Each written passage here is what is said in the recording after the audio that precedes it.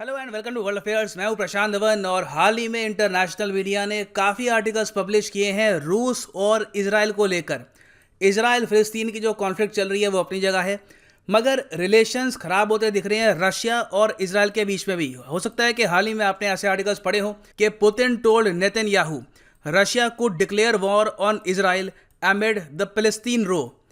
इसके अलावा आप अगर देखो तो ये भी आर्टिकल सामने आए हैं जहां पर पुतिन ने यह कहा है कि इजराइल फिलिस्तीन की जो कॉन्फ्लिक्ट है अगर ये बढ़ती है तो इससे एक सिक्योरिटी थ्रेट खड़ा होता है रशिया के लिए। और एक्चुअली आप अगर डायरेक्ट ट्रांसलेशन करो व्लादिमीर पुतिन के सेंटेंस की, तो उन्होंने रशिया में ये कहा था कि आज के समय जो इजराइल की कॉन्फ्लिक्ट चल रही है ना सिर्फ फिलिस्तीन के साथ, पूरे रीजन में, लेबनान में, सीरिया में, ये एक डायरेक्ट थ्रेट है रशिया की सिक्योरिटी के लिए। ये सब जो इवेंट्स हैं ये अपनी जगह है।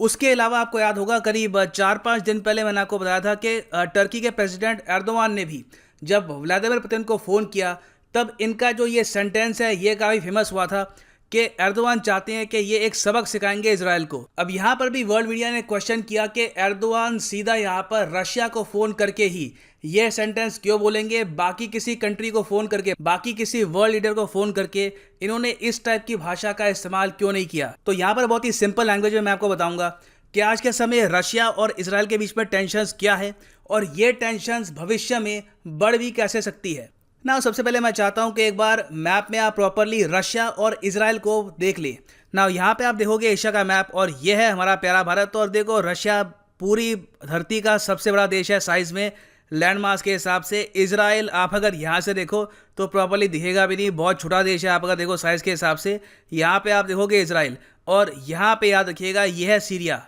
ना। हिस्टोरिकली आप अगर देखो तो जब कोल्ड वॉर चल रही थी तो उस वक्त इजराइल और रशिया दोनों अलग अलग तरफ थे, क्योंकि इजराइल आपको पता होगा एक बहुत ही स्ट्रांग मिलिट्री पार्टनर है यूएसए का, और यूएसएसआर उस वक्त यूएसए के अगेंस्ट खड़ा था ना। डोनाल्ड ट्रंप के दौर में मैंने ये देखा कि इजराइल और रूस के रिलेशंस भी कुछ हद तक इम्प्रूव हुए, मगर जब से जो बाइडेन आए हैं इन्होंने बहुत ज़्यादा प्रेशर डालना स्टार्ट कर दिया रशिया पर। फिर से ये बात कर रहे हैं एक्स्ट्रा सैंक्शंस की, रशिया को ये पनिश करेंगे। तब से हम देख रहे हैं यहाँ पे कि रूस और इजराइल के रिलेशंस काफ़ी हद तक ख़राब हो गए हैं, क्योंकि इजराइल तो हमेशा अपनी स्ट्रैटेजी के हिसाब से ये लोग अलाइन रहेंगे विद यूएसए, और यूएसए और रशिया के रिलेशंस लगातार ख़राब होते जा रहे हैं हर महीने। मगर मुझे पता है कि यहाँ पे आपका मेन क्वेश्चन ये होगा कि इजराइल और फिलिस्तीन की जो कॉन्फ्लिक्ट है ये रशिया के लिए सिक्योरिटी थ्रेट कैसे बन सकती है, यहाँ पे व्लादिमीर पुतिन ये सब क्यों कहेंगे। देखो सबसे पहले आपको समझना होगा इजराइल का जो पड़ोसी मुल्क है सीरिया, जो मैंने आपको अभी मैप में दिखाया, वो आज के समय ऑलमोस्ट एक कॉलोनी ही बन चुका है रशिया की। आप अगर सीरिया में देखोगे तो टोटल रशिया के छोटे बड़े सब मिलिट्री बेस आप अगर ऐड कर दो तो 6 से लेकर 7 रशियन मिलिट्री बेस आपको मिलेंगे सीरिया में। जब से रशिया ने सीरिया को बचाया है यूएसए की बॉम्बिंग से, यूके की बॉम्बिंग से, तब से हमने ये देखा है कि सीरियंस ने लिटरली आप कह सकते हैं एक्सेप्ट कर लिया रशिया को एज देयर गार्डियन।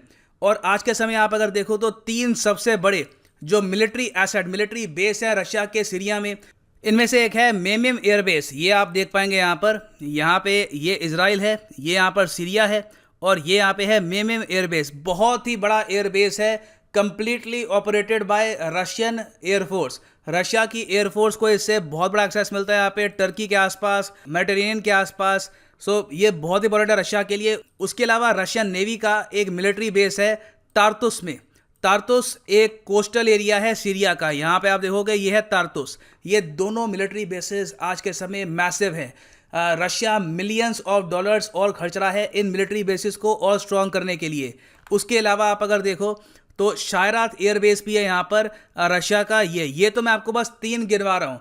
उसके अलावा इनके जो सोल्जर्स यहाँ पे रुके हैं, जो इनके कमांडोज हैं, उनके कई और military bases all over Syria आपको मिलेंगे। और इसलिए आपने देखा होगा कि पिछले 2 से लेकर 3 साल में जब भी इजराइल ने यहाँ पर बॉम्बिंग करी है सीरिया की, अब इजराइल की एयरफोर्स सीरिया में बॉम्बिंग क्यों करेगी। देखो 2018-19 के आसपास आपको याद होगा कि बहुत सारे आतंकवादी संगठन सीरिया में एक्टिव थे, तो उनकी इजराइल ने काफ़ी बार बॉम्बिंग भी यहाँ पर करी थी। उस वक्त रशिया ने हमेशा निंदा करी थी इजराइल के इन अटैक्स की, मगर सिंस डोनाल्ड ट्रंप पावर में थे तब रशिया ने यहाँ पर ज़्यादा कोई बड़ा एक्शन नहीं लिया इजराइल के अगेंस्ट। अगर मैं आपको एक इंटरेस्टिंग बात ये बताता हूँ कि हाल ही में ये बात सामने आई है, ये बात एक्चुअली बेंजामिन नेतन्याहू ने एक इंटरव्यू के दौरान बताई थी कि व्लादिमीर पुतिन ने इनको धमकी दी थी कि सीरिया के इशू को लेकर 2019 में ये वॉर डिक्लेयर कर देते इजराइल के अगेंस्ट, क्योंकि इशू ये था कि इजराइल इतनी हैवी बॉम्बिंग कर रहा था सीरिया की कि एक बार को जो रशियन यहाँ पे मिलिट्री बेस है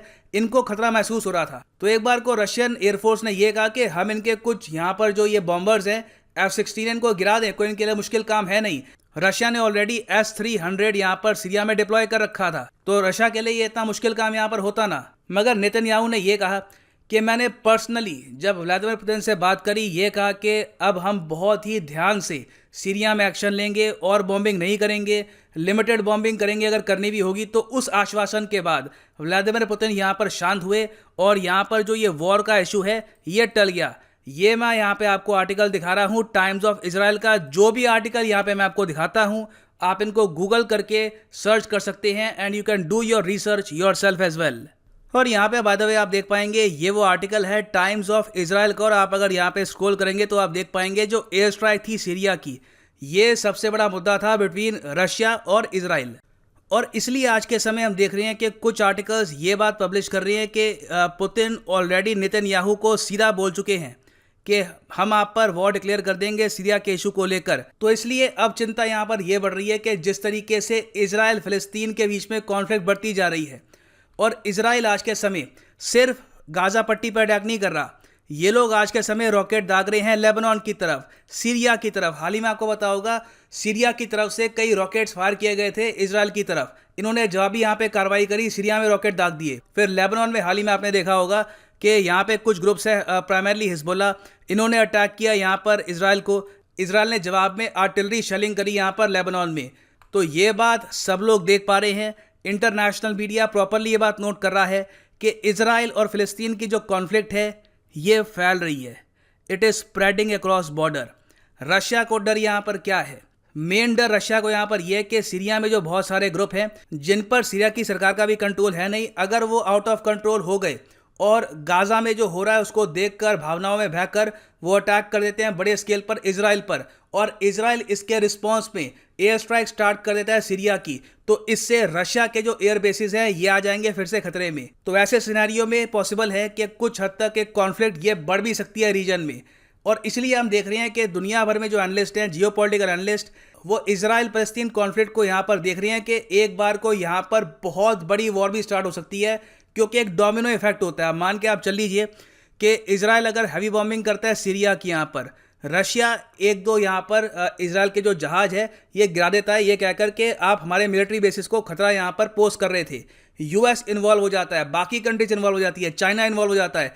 इसी तरीके से एक मेजर कॉन्फ्लिक्ट होती है, एक मेजर वर्ल्ड वॉर भी हो सकती है। इसलिए वर्ल्ड वॉर 3 की हमें बात भी की जा रही है कि छोटी कॉन्फ्लिक्ट कब बड़ी कॉन्फ्लिक्ट बन जाए यू नेवर नो। इसलिए यूएन सिक्योरिटी काउंसिल में, वेरियस इंटरनेशनल फोरम्स में हर देश यहाँ पर यही कह रहा है कि जल्द से जल्द जो ये कॉन्फ्लिक्ट है ये रुकनी चाहिए, ये वर्ल्ड पीस के लिए ठीक नहीं है।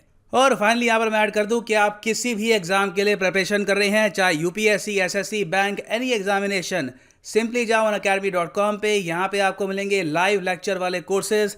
क्लिक करो अपने एग्जाम पे, for example UPSC, get subscription, और यहाँ पे आप परचेज कर सकते हैं प्लस या फिर आइकॉनिक कोर्स। प्लस कोर्स का जो 12 मंथ पैकेज है ये आपको पड़ेगा पर मंथ 4125 का, मगर ऑब्वियसली ये प्राइस कभी भी बेमत कर देना।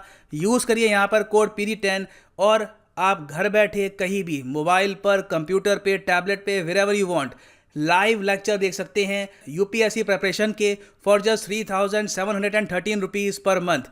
सो इसी नोट के साथ ये है वीडियो का अंत। Thank you for listening and as always God bless you all.